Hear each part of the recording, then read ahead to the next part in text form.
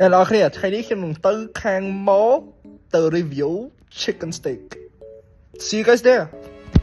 ខ្ញុំបានមកឡើងការលេងមកសាក់កន្លែងមកកន្លែងលឺបាយលបាញមានសាច់ steak គឺ very cheap ហើយនេះគឺជា menu របស់ពួកគាត់គឺតំណងមែនតើហើយខាងក្នុងគឺរបៀប romantic មែនតើដៃនេះក្នុងហ្នឹងគឺ chill មែនតើ relaxing មែនតើអ្នកគ្នាហើយនេះគឺជាចានគាត់ដាក់ឲ្យពួកខ្ញុំញ៉ាំគឺ very cool មែនតើហើយ start up របស់គាត់គឺ bread and butter very good ហ្មងអ្នកគ្នា10 out of 10ហើយនេះគឺជាមុខម្ហូបខ្ញុំដែលខ្ញុំបាន order គឺ salad chicken it's very tender ខ្ញុំជ្រក់ទឹកម្រេចlook at that គឺឆ្ងាញ់មែនតើ look at that ខ្ញុំដាក់ចូលមាត់ខ្ញុំគឺខ្ញុំចូលចិត្តមែនតើគឺចង់ញ៉ាំមែនតើហើយវាមានលក្ខណៈ100ក្រាម200ក្រាម350ក្រាមវាមានធំទូចហើយនេះជាតម្លៃដល់អ្នកគ្នា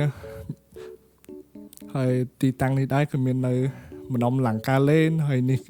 គឺជា view នៅក្នុងលង្ការលេនអ្នកគ្នាខ្ញុំដើរទៅវិញទៅមក